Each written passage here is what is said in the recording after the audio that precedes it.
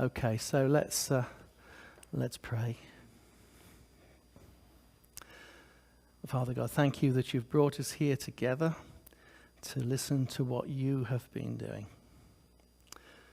Lord, enable us to discern what it is that's important to you for us to think about, to understand and to pray.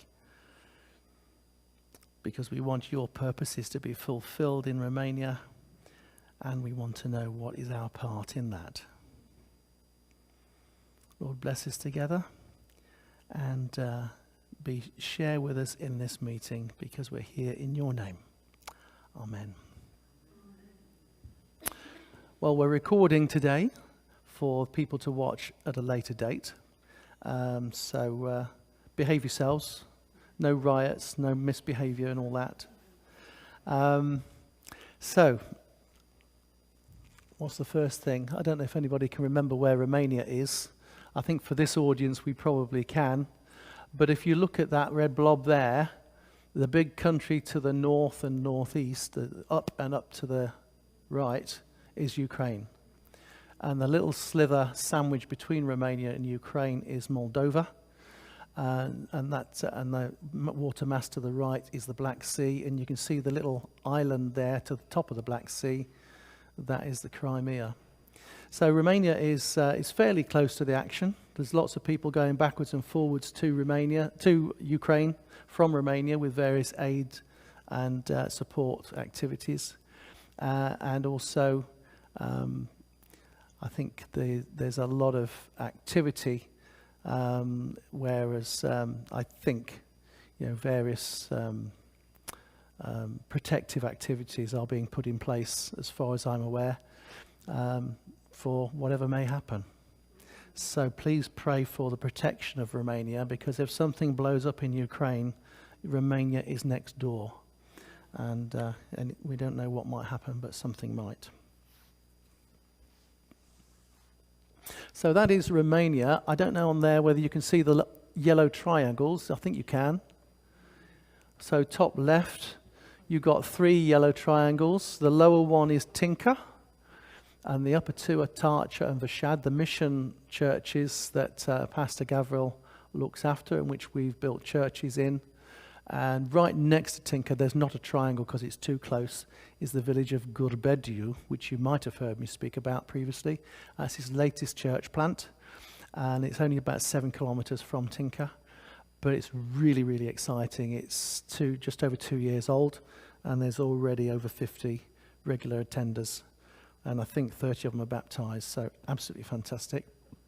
Bottom right, next to the Black Sea, 3 triangles. There you've got the furthest north, I think, is Medgidia. And then the one off to the right next to the sea is Constanza. And the one right next to the Bulgarian border is a little village called Velen. I'll hopefully speak about most of those places whilst I'm speaking. The one I've not mentioned is right at the top of the map, the yellow triangle right in the middle at the top. That's a place called Beclean.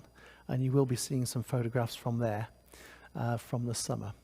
So that's the sort of extent of my travels from this summer, is the villages around Tinca, Beclean, and those places bottom right. So just to give you an idea, to get from Tinca, well, the nearest city to Tinca, Oradea, down to Bucharest, which is the large place bottom right, the capital city, was an 11-hour overnight sleeper train. So that gives you an idea of the distances and the times. And then by road from Bucharest across to the Black Sea, it's about 2.5 hours by car. So to drive the whole lot is about 14 hours by Google time, which is essentially 2 days of driving. So that gives you an idea of the scale. The area of the country is about the same as mainline Britain, but obviously it's a different shape. And there's not a good network of motorways, so things are slow. Now, these two, I've been writing out prayer emails to a number of people, which may have been passed around. This is Gavril and Aggie. Gavril's the Roma pastor that I work a lot with. His home church is at Tinca, and His mission churches currently are Tarcha, Vashad and Gurbediu. Now, I've known him for 10 years or so, and in that time I've seen him plant about 7 churches, and he's been planting churches for about 22 years amongst the Roma. He's currently pastoring 4 of them, which means all the others he's passed on to either the local elders and deacons that he's trained up or to other pastors. So he's done a lot of really good work in terms of evangelism and church planting. My emails over the last several months have been about Aggie. Aggie has had a long-term problem with her leg. Her upper leg was broken in earlier life, and she had some metal rods inserted, which have been causing more and more pain over the years. And she's resisted going to the hospital to get it sorted for all sorts of reasons. Well, this year the pain was too bad for her to not go to hospital. But the problem is, with the health service that they are subscribed to, it doesn't cover treatment, it doesn't cover medicine, it doesn't cover diagnostics. And so there's a big bill there. So with prayer and support from some people here and some people elsewhere, all the money has been raised for everything she's needed. Currently, every time a demand for money comes along, money seems to appear. So there's no money in the bank for it, but we're praying and hoping and believing that when new requirements come along, that God will provide. Currently, she's having several times a week therapy to help her to be mobile, and who knows whether she'll need more follow-on or more medication after that. But we're praying that God will continue to supply for their needs. They are so grateful to God and so grateful to the sponsors who've made it possible for her to have her operation.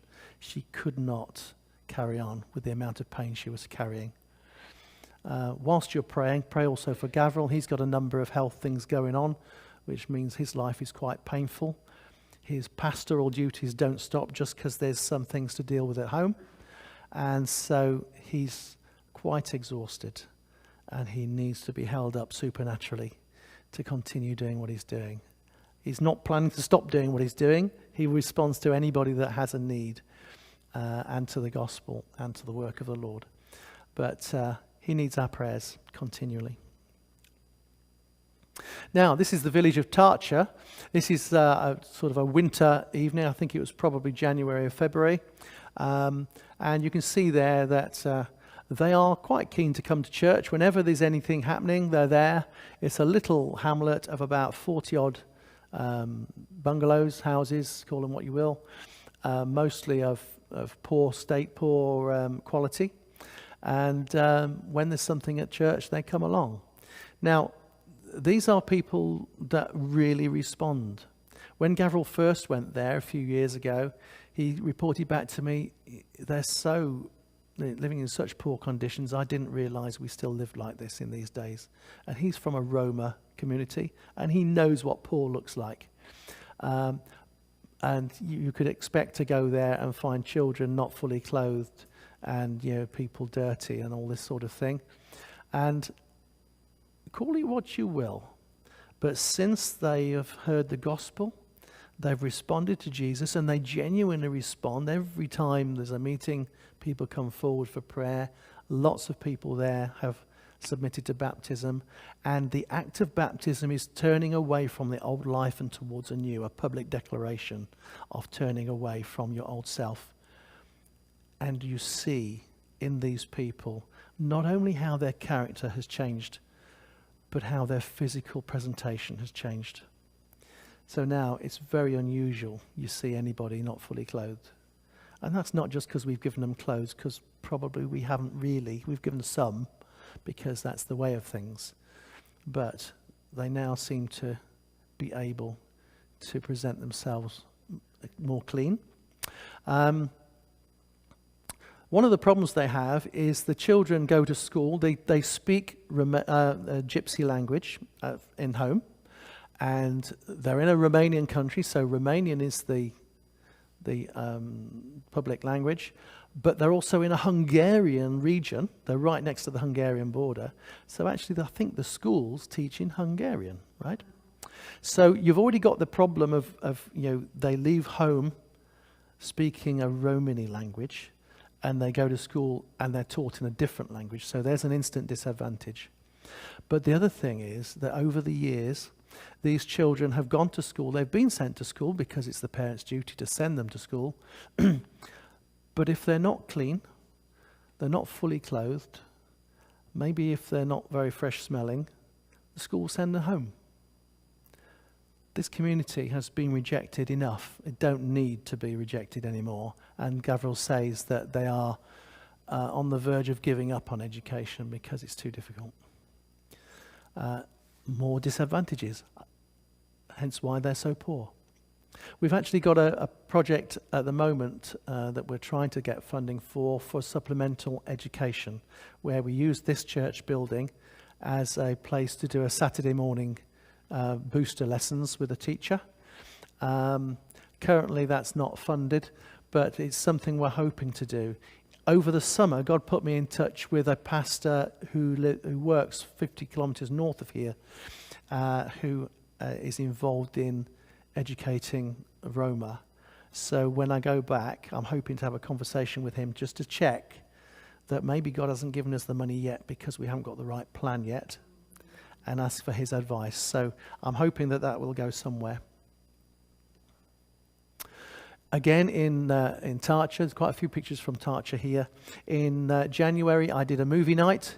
I showed the Jesus of Nazareth film, and they came in. It was still dusk. It wasn't dark enough to show, but they sat there for 3 hours without hardly moving a muscle. I didn't realize it was that long a film, but they sat through it. And at the end, Pastor gave a short word, and 5 or 6 people came forward for prayer.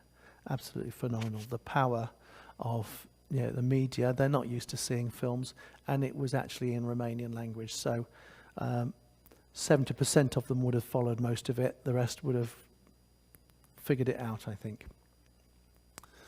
And afterwards, I tested them on my home cooking. I grow a lot of fruit in my garden, and I made some fruit slices. And I wish I'd included it in the pack, but I didn't. Those boys on the left on the front row, it's a lovely picture of those 3 licking their lips, having eaten these cakes. Back to Tinker. In February, we commissioned, I led a commissioning service for a new building, an extension to the existing building, which with that room there that you see and a kitchen attached, it pretty much doubles the size of the church. So for a big celebration meeting, it's an expansion space for the church. And when there's a community event, it's the dining room or other activity room. The vision for it is that it'll be for families and kids. And of course, we celebrated the commission of the building with a meal in the proper Baptist way. And you can see how many people were there.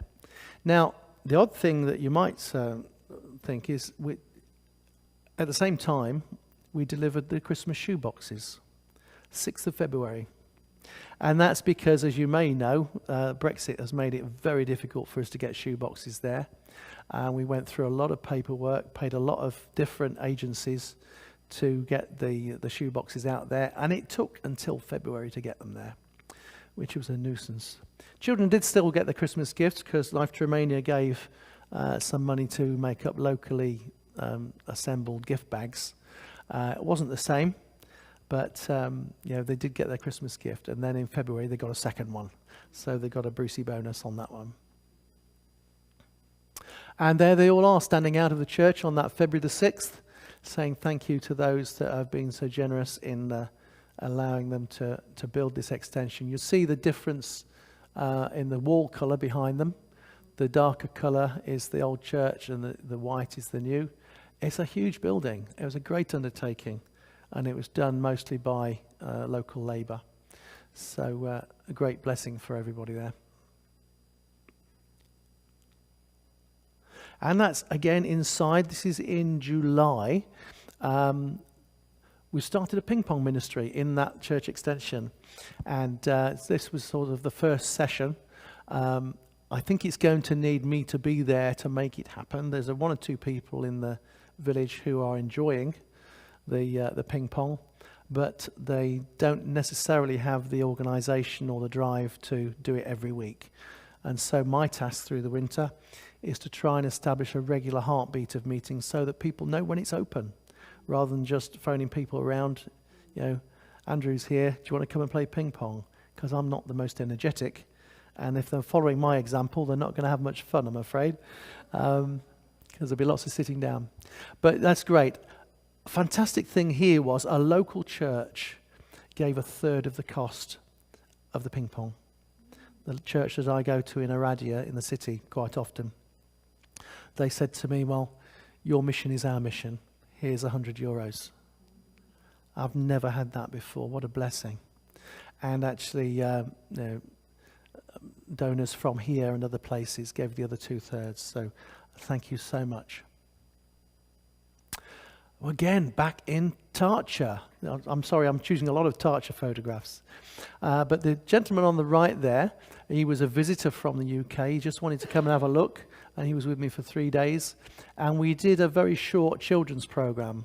We did a ping pong program in Tinker, and we did a very short children's talk here in Tarcher. Now, it surprised the gentleman, John, because he knew we hadn't got a translator. And I said to him, it's all right, you just talk into your phone, it translates it, you give it to the pastor and he'll read it. I thought, okay. So I went first and I showed him, I modelled it. And sure enough, he then did it afterwards with some success. And we were really just both talking about the love of Christ and how that's important to us. And therefore it must be important to you too. But it was a lovely afternoon there. You can see the difference in bright daylight. It's a beautiful, beautiful building. Very basic, but it's a nice place to be in. I'm clicking the laser instead of the clicker. Now into the summer, our core business really is summer holiday clubs and promoting children's work across Romania. And this is the first week that we did, first week of 3. The gentleman there in the white shirt and the shorts is Mark. He's one of our trustees. He's our longest serving trustee at the moment, I think. I may be wrong on that, but he's been at it for 24, 25 years. And he now, earlier in the year, he said, I don't know if I can do this again. I'm getting a bit old. I mean, he's only 73, goodness sake, That's not old, is it? And so we managed to persuade him, or somebody persuaded him to go and lead a week again. And God blessed us with 200 kids. But fortunately, they didn't all come at the same time. I think the biggest day was around 110, although we had over 200 during the week. And but we had an English team of 5, including myself. And we had 20 local young helpers from 6 different churches. Now, before, 2019, we went to the same place and got a similar result. So we knew that it would be a hit. But during the week, a good chunk of those young folk submitted to Christ, which was absolutely beautiful to see. And the way we did it, as usual, is we offer them their refreshments, their drinks and a biscuit. But if you want to stay and pray, stay and pray. And that weeds out the ones that are not really very interested. And then we ask our local leaders, our young children's leaders, to get them into groups and pray with them. And that is awesome. We can't do that. We don't speak the language. But they'll pray with them within their own language and within their own culture. And they get fantastic responses. And, one person prayed, asked each child if they want to be prayed for, come and kneel in front of me, and because she was kneeling as well, and we'll pray together. And the kids were in tears, because we've been talking about forgiveness. And as I say, one of the girls was the daughter of a pastor. And when I saw that, her father, on the Friday afternoon, he says, my daughter came home, she cried all night. What did you do to her? But he knew he was joking. He knew really. He said, she's got so much sin to deal with. He said, thank you so much for opening her eyes. I thought, ooh, that wasn't an intended consequence. But it's obviously something that needed to be sorted out. And, it's not done trivially. We don't do the call for commitment in a trivial way. And it's great to see the children respond. And everywhere we go, this is what we see. And outdoors, there's Mark standing on the bench. This is his favourite day of the programme. This is Friday, Mini Olympics Day. God blessed us with a shady spot in the 38-degree heat. And we did various line games, relay games, throwing and catching, that sort of thing. Football, dribbling, leapfrog, all sorts of things. Beanbag moving up and down. And every 15 minutes or so, Mark would blow the whistle and then they rotate to the next activity. Keeps them busy all afternoon. It's really good. And the great thing about it is it makes the kids tired and we don't get tired. So that's the best thing about it. And also you'll know that our programs are really about bringing the Bible to life in many ways. And so we have a dressing up box and we encourage the young people or the children, depending on who's most available, to dress up in the dressing up kit and act out the Bible stories. So here our young leaders have really enjoyed illustrating the healing of the man lowered through the roof. And it was brilliant the way they did it. And it's something they hadn't done before, but one of my trustees coached them over a day and a half on how to do this, and what they did was amazing. And it brought the Bible alive, not just for the kids, but for them as well, where they'd heard a dry story for all these years, and all of a sudden they not only could see it, but they were part of it, which is absolutely amazing. And when it came time for craft, we got the use of a school, so we had 3 classrooms to use. And again, having the young leaders there to help was brilliant, because they are obviously help the children in their own language. Again, we're modeling something, we're teaching them how to organize something and how to get the children to do something that you would think is impossible with 100 odd kids. But with the little tips that we've learnt over the years, it actually becomes possible to do sticking and gluing and all sorts of messy things, so long as you're prepared to sweep the floor afterwards. On the other side of the country, this is Constanza near the Black Sea. This is the second week. I did a program in a park. This was me leading a Romanian team. The gentleman there standing by the flip chart is Pastor Sergio, who we've known for probably 10, 11 years. He was a pastor in another place before he became the pastor of Golgotha Baptist Church in Constanza. And he has a vision to plant a ministry amongst a Turkish cultured community. And this is the park next to their community. And so we had fairly small numbers, and it was quite difficult because in a public park, people can drift in and drift out. Sometimes a dog would come and join the program and then leave, or a parent would come, or you get people looking on and saying, what are you doing? Or people wanting to say, oh, isn't this good? Or a bus would come by, and then 5 children would disappear and get on the bus. You think, wait a minute, we're not finished yet. So pretty random, but it's actually a seed of something. And Pastor has got a fairly clear plan to set up a room or a building amongst the community to do regular Christian work in their Turkish community. So we're really pleased to be part of that. This is what craft looks like in the park. We had a number of trestle tables out there, and we were praying for no rain and no wind, and we were blessed that there was no rain and there was no wind, and it wasn't too hot. So they did the same craft there as we'd done in the other places, but they did it outdoors. And some fairly random kids dropped by who weren't part of the rest of the program and thought, oh, would you like to do some craft? Oh, yes, please. And so we drew some more people in that way. And even games outside as well were very successful.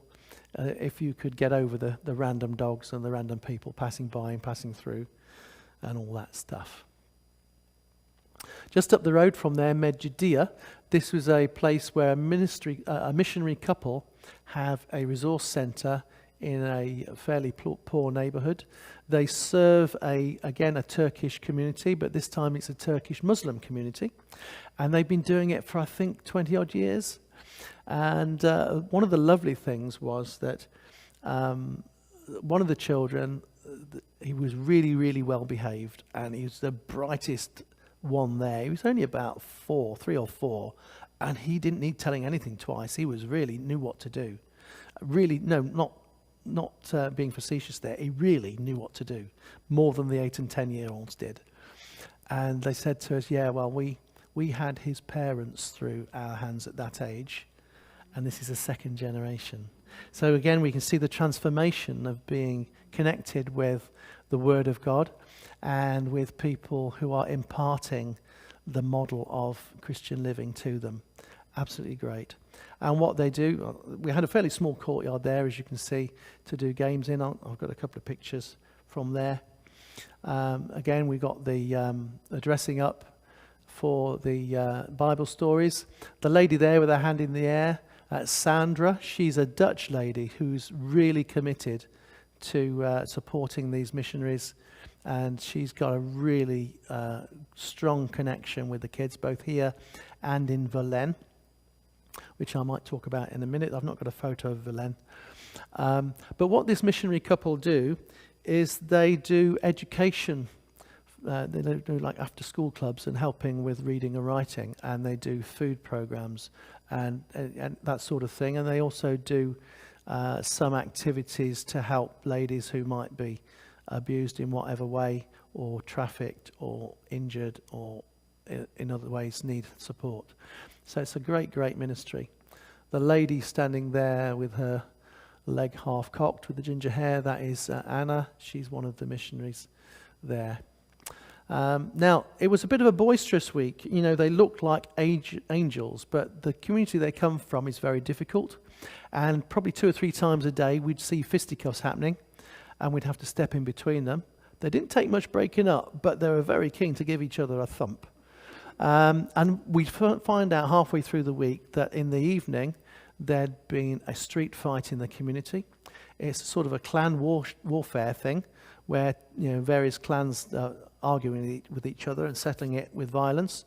And then, of course, they would come into the activity, and it only takes one member of one clan to look or say or do something disrespectful to another clan, that one of their clan friends is going to come and give them a smack. So that was interesting to see where that behaviour comes from. It wasn't just naughty kids. This is kids copying what they've been modelled and the values that they've been shown in the home. On the Thursday, a number of these children submitted to Christ.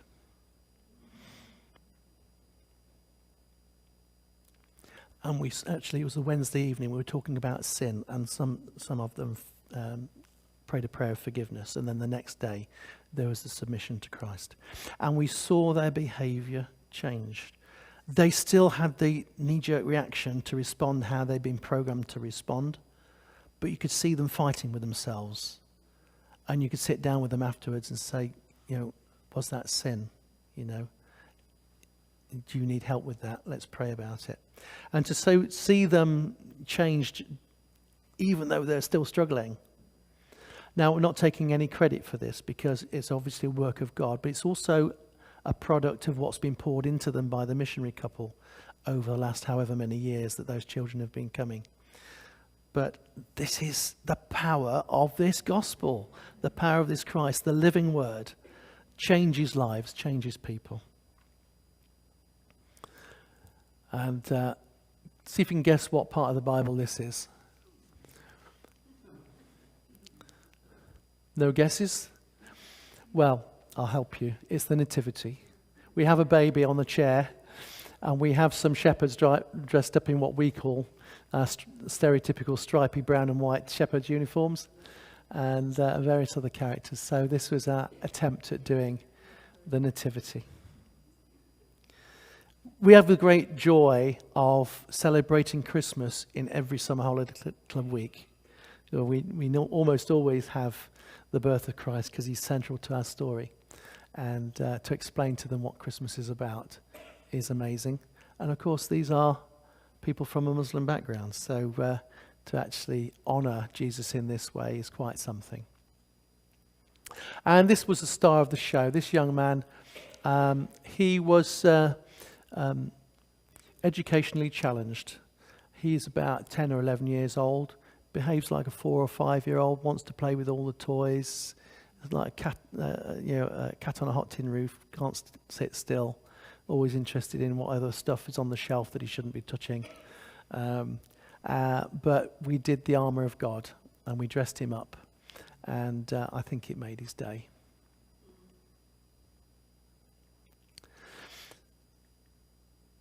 I didn't mention Verlaine. I'll just go back a minute before you look at that. Verlaine, oh dear, look here, I'm going the wrong way. Verlaine is a little village. Again, it's a Turkish Muslim village. And while I say it's a village, it's a muddy hillside with some poor housing at the top of it. No road, you've got to climb up. It's fairly chalky, so when it's wet, it's slimy, slippy to climb up this hill. And this missionary couple have a little house on the edge of the community where they do children's ministry, and they also, help their mums to do whatever they're struggling with. They provide food and whatever when they can. They facilitate health and education. And we were able to go there on our final Saturday afternoon. I'm sorry there's no photographs. It wasn't applicable to take photographs in that place. But we did a 3-hour program in this tiny little house. We had about 15 kids. And it was such a blessing because obviously, they don't very often get people coming in doing a program. So it's a great attraction for them. But one thing that struck me was there was this little lad, he must have been about 8 or 9, who was, we were doing some throw and catch games as a warm-up at the beginning, and he was alert and he was doing everything expected. And then as we started talking and presenting and doing drama, he fell asleep sitting up. I thought, that's odd. And he couldn't be woken up. I said, is there something wrong with this boy? He's not responding as he should. And the local missionary says, no, it's all right. He's probably not slept all night because there'll be something happening in the village that's keeping him awake. I thought, okay. So later on, we got on with the craft activity, and he was then seen lying down on a bench, out like a light, couldn't be roused. And I thought, well, he's certainly getting his sleep now. Partway through the craft activity, children being children, gave him a nudge, tipped him onto the floor from the bench. He landed with a thud, still didn't wake up. So clearly there was something wrong. Now, they've got no access to medicine, just prayer. And we did check up there's nothing we could do on the spot. We did check up a few days later, and he was right as rain. So, we assume so much, even taking an aspirin to get rid of a fever or whatever, they can't do it because they just don't have access to it. So we don't know how lucky we are, if luck is what it is, that we don't have to, put up with things like that. So, after the summer holiday clubs, there wasn't much of a holiday, my next task was to make up resource packs, lesson packs, because we decided as a committee, as a charity, that we wanted to send out lesson packs for the season from September through to Christmas. And so between us, we devised 8 weeks of lessons for a Sunday school group or a Saturday afternoon group or whatever, on the themes and the syllabus that were a part of the summer holiday club. So it was creation and sin and the life of Jesus. So we did 8 lessons on that, and my task was to bring all the things together, collate them, print them, edit them, get them, between us we got them translated. And you see here my house was completely full of these boxes. We sent them out to think, 400 children in about 36 or 38 groups across Romania. So that's all the ones we've done the summer holiday clubs with, plus all the ones that are current hot contacts. There are plenty of contacts I have there which are not current because they're doing their own thing or they've moved on or whatever. But yeah, we've got over 35 groups that I meet 2 or 3 times a year to encourage, to pray, to say, how's it going? What are your problems? What are your joys? How can we help? And this, we're getting photographs back now as to how helpful these lessons are. And so there's, they've arrived at Dragonești Alt, and the lady was proud to send me a photograph of the kit for the first lesson. And here we've got googly eyes. We've got a picture of a bird with a Bible verse, Genesis, I think it's 1:31. God looked at all he's made, and it was very good. Some feathers and some string and some glue. And I think that's what you make out of it. It's a little bird with feathery wings, and so the activity is to cut it out, stick the feathers on, and stick the googly eye on there, and you've got something to take home with a blessing of a verse on it. So they're currently doing that, and each week I'm getting new photographs back from the teachers who are so excited, not only because of the craft, which is always a delight to them because it's things they wouldn't have thought of and couldn't get potentially, but also the fact that it's a lesson, and it contains all that they need to make a lesson. The Bible verse, a story, some questions and answers, some games, some craft, some circle time, so the children should share what's happening in their lives during that particular week, and then prayer, so that whatever they've shared can be prayed about. And it's a great structure which we include in all of our programs. We send out Easter and Christmas programs too. This is the first time we've been able to send out a big batch of non-seasonal programs. Our ambition is to create 3 years of rolling program, but we're all busy, and it's taken us a long time to do it. So this is a really, really good step forward. So there. That's as much as I wanted to show you in picture, but I'm happy if you wanted to ask questions or whatever, but I will ask you to use the microphone so that the people on the recording can hear you. Yeah. Does anybody want to ask anything or say anything? Silence. Yes. What age range are you covering? Well, we invite anybody of any age. The truth of the matter is, if they're under 4, they're not really going to be able to follow what's happening, but they'll be entertained. And certainly in Verlaine, we had some under 4s who were crayon killers. They would stab the page instead of drawing. So, you know, there are limitations, and obviously they're not going to comprehend what we're saying. But if we get kids of 14, 15, up to 18, 13, 14s, some will enjoy, some will be bored. But then our task is to say, come and help us. Can you do this? Can you take a prime role in this? Can you help the children to get the dressing up kit on? Can you help with the craft? So the core program really is sort of 5, 6 up to 12, 13, but around the edges we can make it helpful for them. Often you'll get younger kids coming with older kids looking after the younger kids, so you can't separate them anyway.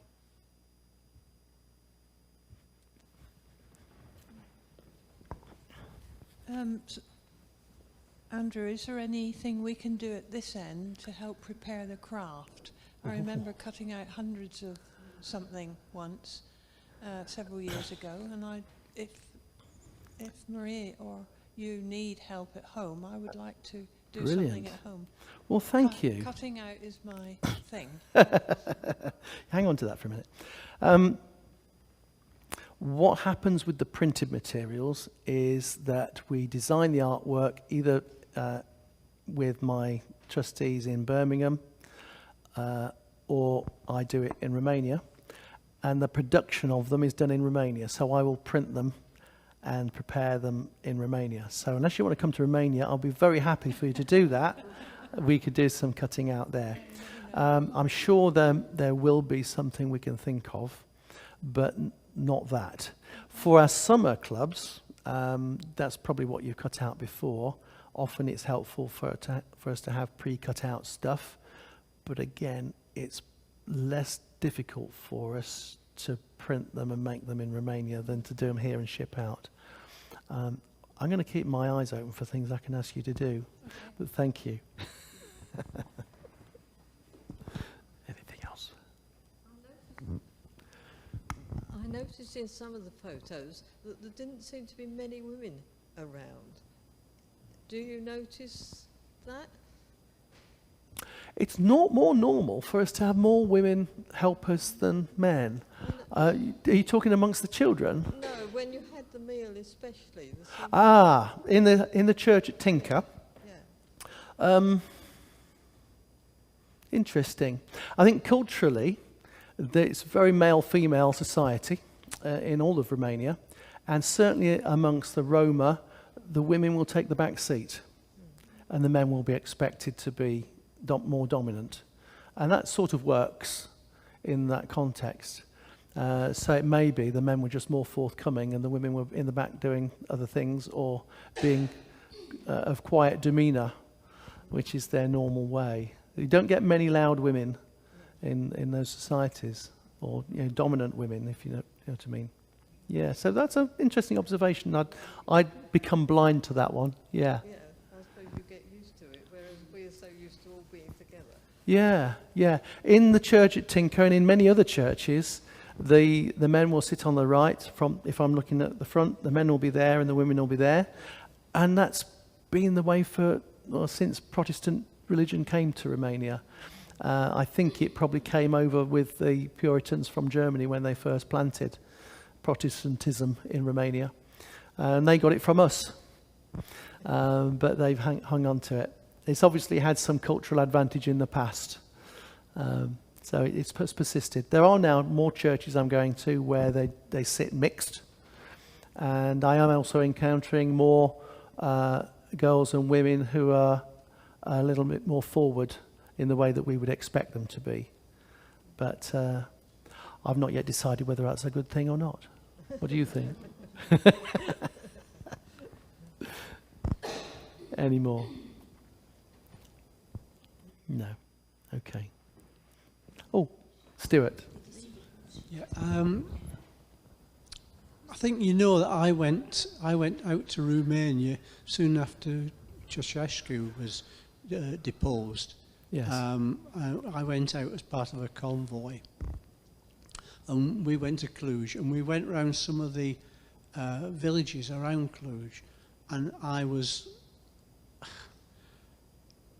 dumbfounded by, you mentioned about kids only half clothed and dirty. Well, I know it was really bad. Has it improved at all? The buildings even they look like wooden shacks. Is it the same, or have they got improvements? A lot has changed and a lot has stayed the same. The sort of the middle class has become slightly more comfortable. The ones who have got get up and go or have some form of wealth generation have done really well, and the poor have stayed poor or got poorer. As Romania gets closer to Europe, it's now part of the EU, their prices have become more pinned to European prices, but their salaries have not. They used to be able to buy local produce at cheap prices because they could. But with the application of EU rules about provenance of meat and other such, quality issues with food, it's become very difficult to sell local produce. Plus, it's said that there are people making money from importing vegetables and meat, and therefore why would anybody encourage a local market? So there's lots of things going on there. But what you find is every village, every town will have a neighborhood that is poor, either because they're just poor or because they're Roma or some other ethnic group who are not able to access education and work in the same way. And I don't see that that has changed that much. Everywhere I go, there are poor communities. And they live in the same houses that they did when you went in 1990. A 2-bedroom mud-built house with a roof that blows off every couple of years because of the windstorms. And they struggle from day to day. And in, what month was it? It was in September, last month. It's a boom season because you'll see for the first time, if you go out up the main road to the city in the morning, early, you'll see people walking up and down the road. Why? They don't normally get up that early because I guess they're keeping warm. Because it's the mushroom season. And so they'll walk around the fields and the woods picking mushrooms. And that is the bonanza, because they've got free food and stuff they can sell just by getting up and picking them. Normal people, if they're able, will go either to a different place or a different country for seasonal work. And they've got to earn as much money in whatever the work season is. It might be April to September. It might be shorter than that. They've got to earn enough to keep their whole family going for the rest of the year. If you're sick, if you're a lone parent looking after kids, if you're elderly, you can't do it. And so those people really, really struggle. And the amount they can get from the state is not enough to live on. I don't know how they do it. So there is, all year round, abject poverty, people who are hungry. Yeah. Now the Romans, are they still treated as badly as they that I witnessed? I think it is not as universal. I think it still exists. I see attitudes along that line, but less and less frequently now. I'll give you an example of this, where there's structural problems. A village where there are a number of carers of disabled children or carers of disabled people found out that there was some benefit they could get from the mayor, from the mayor's office, from essentially the town council. And so they went to the town council, and the mayor says, well, I may be required to do it, but there's no budget. Sorry, you can't have anything. A couple of them apparently took legal advice, and they got what they deserved, what they were owed. The rest of them didn't. So that may be to do with the mayor is supporting people who he knows will vote. Probably the Roma are not going to vote. Who knows? But certainly, I've seen various cities reports of the authorities either finding it too difficult to help those that need help, and therefore, being defeated and turning away, or finding they haven't got the budget, or perhaps feeling that, well, these people don't pay taxes, and the people that do are not going to be very pleased with me if they see me paying money out for people that don't pay taxes. So there's a lot of different agendas going on, and some of that may be completely true, some of it may be hearsay, but there's an undercurrent of structural disadvantage for various people. Yeah, does that answer enough? Yes, I think it's... Yeah, it's complicated. You can't just say yes or no. Yeah. Okay. So, any more? Are there different insurances that they could do? Different insurances Yeah, could you for health insurance? does it cover? Yeah, so are there different health insurances? I don't know. They could take out private insurance, but I myself have subscribed to the national health insurance there, and all it seems to cover you for is emergency, general practice, and hospital. If you need medicine, treatment, diagnostics, or any sort of treatment, including surgery, you have to pay for it. Just seems a bit crazy. It is a bit crazy. I don't know quite. I can understand why poor people don't go to the doctor.